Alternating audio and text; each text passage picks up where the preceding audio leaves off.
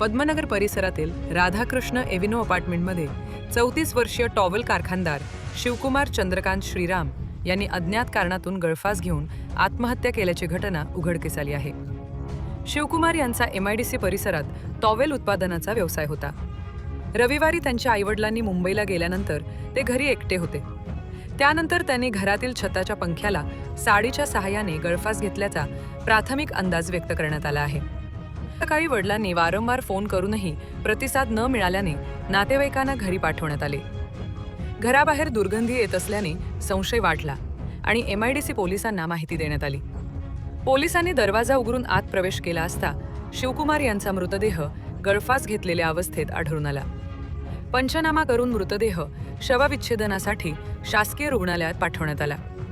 शिवकुमार अविवाहित असून आईवडिलांचा एकुलता एक मुलगा होता. आत्महत्येमागील नेमके कारण अद्याप समोर आलेले नाही. MIDC पोलीस या प्रकरणाचा पुढील तपास करत आहेत.